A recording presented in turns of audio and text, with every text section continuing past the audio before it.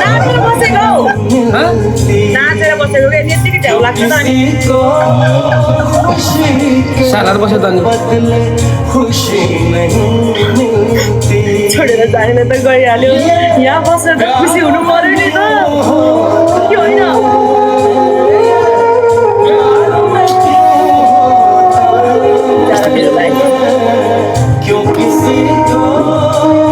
रियलमा त तिमी हामी रियलमा होटलमा भेट्दा त खास बोल्थ्यौ नि है होइन ऊ मैले चाहिँ होइन मैले पहिलोचोटि भेट्दा चाहिँ उहाँलाई कस्तो देख्यो भन्दाखेरि के कोही मान्छेहरू हुन्छ नि त भाउ खानेहरू अलिकति ठुसा रिसाउने उसमा चाहिँ केही देखिनँ क्या यस्तो त्यत्तिको चाहिँ तपाईँले चाहिँ त्यत्तिको साथी चाहिँ पाएको है मैले भन्दैछु लेखेर होइन कि रियलमा भेट्दाखेरि जस्तो हामीसँग जिस्किने चम्किने लाइभ मास्टर गरिदिनु है बिचरा है अहिले बिचरा हेर्न नेपालदेखि सबैतिर चिनो समाजै हुन्छ यार तर के एउटा कुरा चाहिँ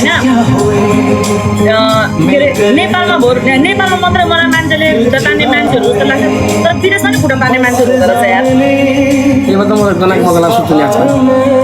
केहरू सुत्छु अरे गनाको मजा लागेर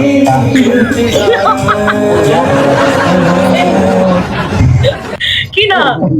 मान्छेलाई खुट्टा तान्छ भन्दा गनाको मजा लागेर सुत्छु मैले गनाको मजा लाग्छ मान्छे तान्दैन नि त हो कि गनाको मजाले चाहिँ के हुन्छ मान्छे कहाँनि पुरा त स्वागत कार्यक्रममा पुरा यस्तो मान लागेको पाकिस्तानमा पुरा रुबीहरू उहाँ गएर बिहा गरेर मन लगाइदिएर आइरहन् मैले चाहिँ सुनेको अनि मैले भनेको त्यस्तो होइन मान्छेको होइन म मेरो त सुन्नु दाइ म सिधै भनिदिन्छु मेरो केटी साथी भन्दा नि मेरो केटा धेरै छ केटा साथी धेरै छ म सिधै भनिदिन्छु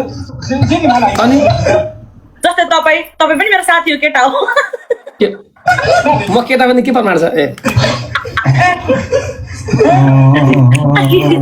अनि के सुन्नु न त्यो सिस्टर पुग्नु भयो अरे बिहानै पुग्नु आएको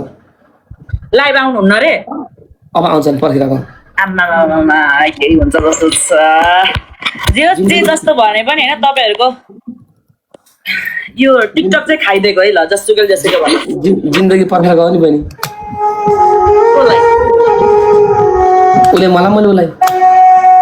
अब के गर्नुहुन्छ त दाइ अब कुनै कुराहरू हामीले होइन चाहेर पनि हामी लिन पाउन सक्दैनौँ हुन सक्दैनौँ थाहा छ न त्यो कुरालाई हामीले नि चित्त बुझाउनु पर्छ कि के गर्नु त यस्तै रहेछ भनेर हेरेर चित्त बुझाउने क्या साँचो मान्छेले पनि अधुरो हुन्छ कि बहिनी त्यो त हो त्यही मान्छेलाई मनमा राखिन्छ अरे जो मान्छे आफूलाई भनेकै हुन्न